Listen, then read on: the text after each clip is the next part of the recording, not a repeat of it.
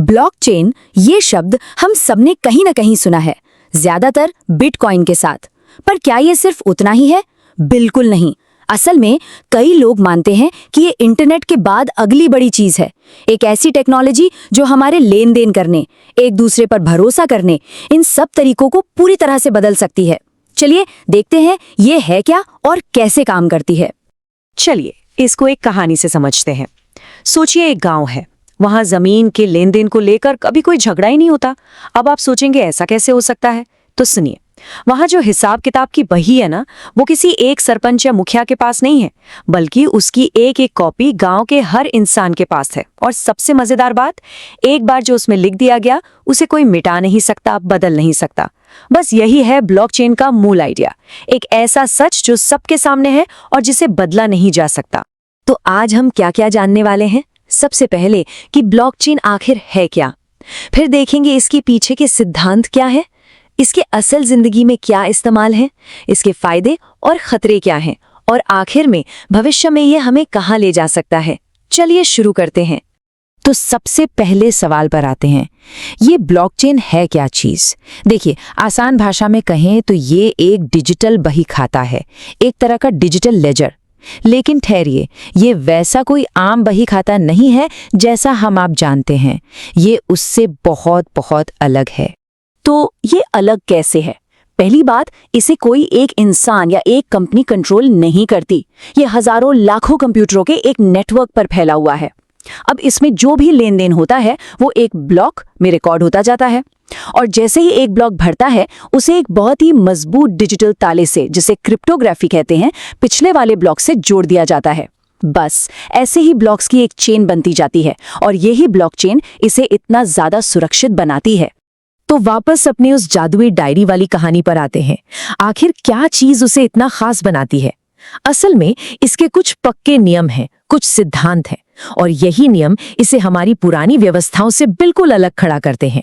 चलिए एक एक करके इन नियमों को समझते हैं। सबसे पहला और सबसे जरूरी नियम है विकेंद्रीकरण, यानी डिसेंट्रलाइजेशन।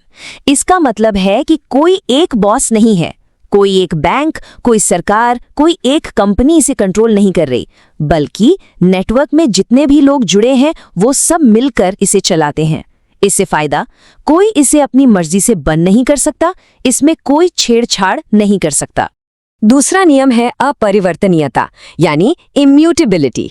इसका सीधा सा मतलब है कि एक बार जो लिख दिया सो लिख दिया, उसे बदला या मिटाया नहीं जा सकता। समझिए ये पत्थर की लकीर है। इससे क्या होता है, धोखाधड़ी करना लगभग नामुमकिन हो जाता है और रिकॉर्ड हमेशा के लिए 100% सही रहते हैं। तीसरा नियम है पारदर्शिता, यानी ट्रांसपेरेंसी। अब इसका मतलब ये नहीं कि सबको पता चल जाएगा कि किसने किसको क्या भेजा।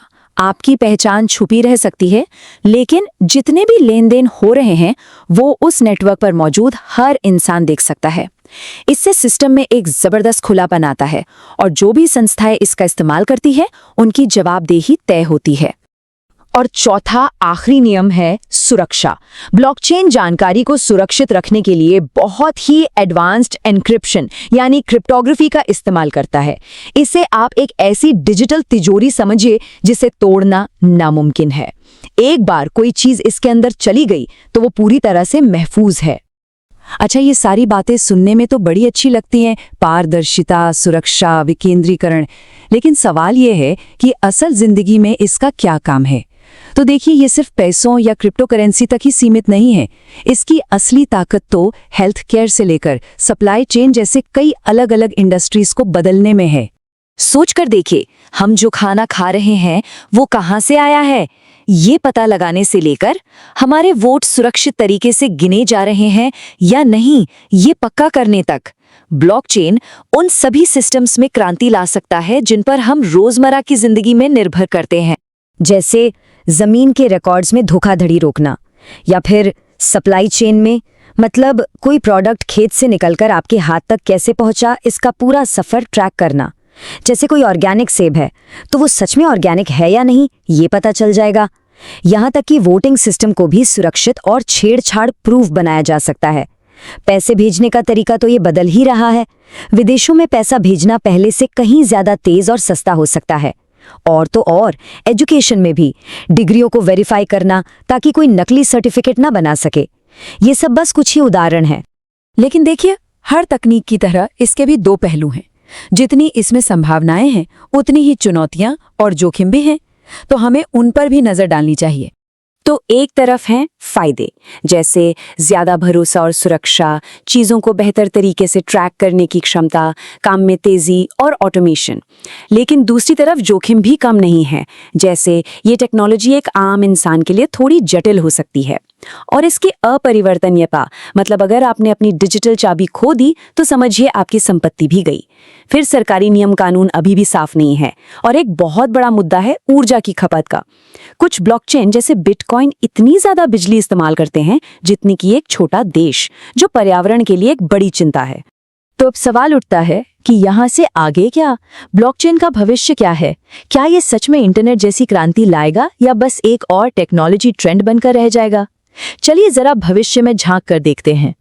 देखिए, एक बात तो साफ है, ब्लॉकचेन एक बहुत बड़ा और क्रांतिकारी आइडिया है। इसमें हमारे लेन देन करने, डेटा को सुरक्षित रखने और एक दूसरे पर भरोसा करने के तरीके को बदलने की पूरी ताकत है। हाँ, ये अभी अपने शुरुआती दौर में है, बिल्कुल वैसे ही जैसे 90 के दशक में इंटरनेट था। बहुत सारी चुनौतियां हैं जिन्हें पार करना है, लेकिन एक बात पक्की है, ये टेक्नोलॉजी अब कहीं जाने वाली नहीं है। तो आखिरी सवाल ये नहीं है कि ब्लॉकचेन हमारी जिंदगी को बदलेगा या नहीं। सवाल ये है कि ये कितना बदलेगा। हम सब एक नए डिजिटल दौर की दहलीज पर खड़े हैं और ऐसा लगता है कि ब्लॉकचेन इसका एक बहुत अहम हिस्सा बनने वाला है।